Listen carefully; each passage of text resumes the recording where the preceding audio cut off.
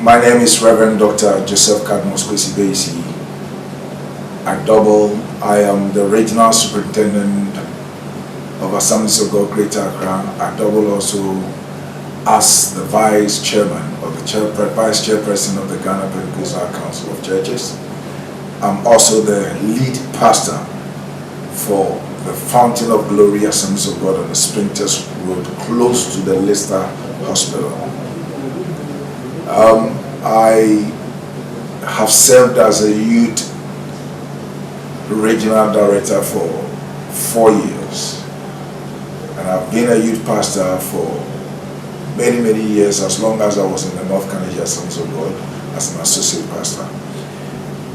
My passion for the youth is something that I can't really quantify, and I don't know how to place it, but it's there. Even at this age, I still have that passion for them, and I've so desired it that looking at myself, my disposition has become like a youthful person. Well, I come to you today in this capacity as the superintendent for the Greater Accra region and as a member of our nation, Ghana, where we are all concerned about our forthcoming election. And we're also concerned about what goes on within the continent of Africa. We, at this point, as a person, we want to, on behalf of this organization, Repositioning Peace in Africa, we want to call upon all our youth within the confines of our continent to have this understanding that the very fabric of our nations depends on us. The fabric of the future depends on us. Because whatever foundations we lay will affect us in the foreseeable future. The people who are leading us today were once upon a time youthful. So if we claim there's a lot of corruption, there's a lot of injustice, complaints from the masses that things are not well within the continent, within our nation, then we should understand that it's a kind of upbringing, a kind of impartation that were given when they were youth that is being brought to bear upon us. So we, as youthful as our time, must understand that if we can imbibe solid moral upbringings and begin to apply them, make it applicable throughout, no matter the situation and conditions that befall us, we are going to build a nation, or the nations within Africa is going to be solid, and we are going to see nations flying up, the flags of that country high above all others. Now, if we look into one of the good books, let me say that because this is coming across to everybody, we realize that there's a storyline there where there was something that happened in the church. When the thing happened, there were the elderly in the church, the deacons and all were there, but the Bible says that the youth had to come in and carry somebody that had been slain by the Spirit of God. It was the youth that came for the person. When the wife of that man also came in, that good book declares that whilst they were talking, the youth were ready at the door.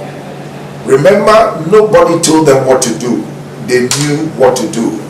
They knew that as a youth, they have a responsibility to take, and they took up that responsibility.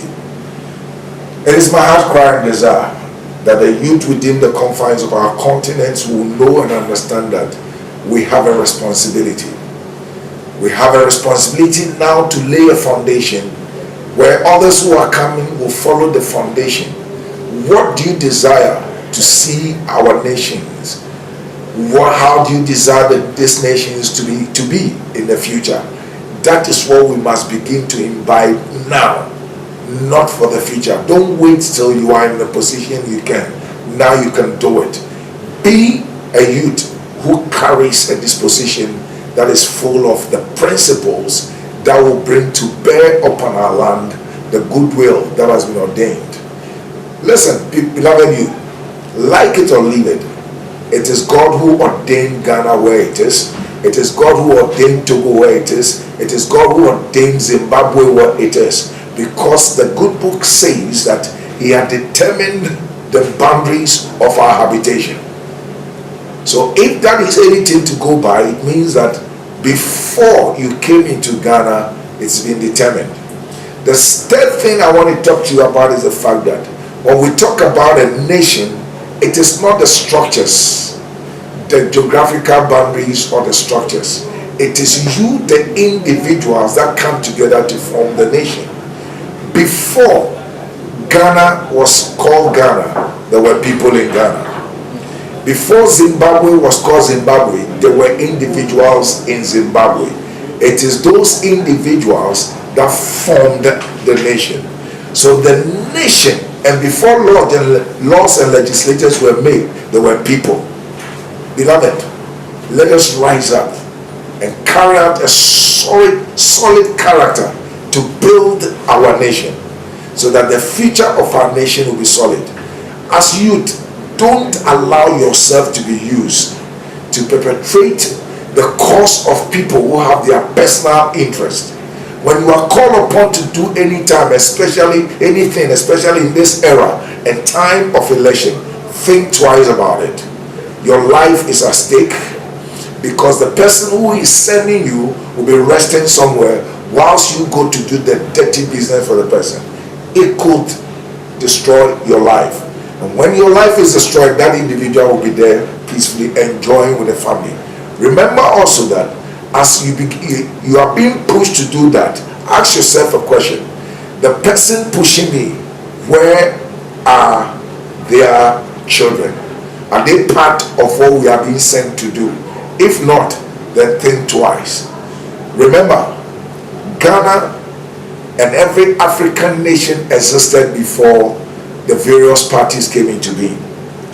Ghana existed before NDC, Ghana existed before MPP, Ghana existed before PPP, Ghana existed before PFP.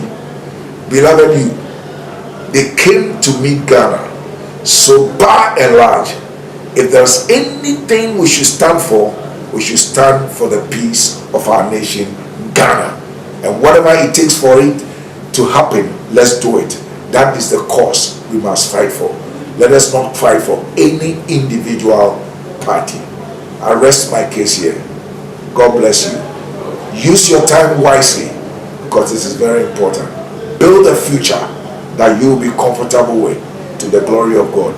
Not only you, think of others, because you must create a parameters where others will also be blessed as a youth. God bless you for your future. Thank you.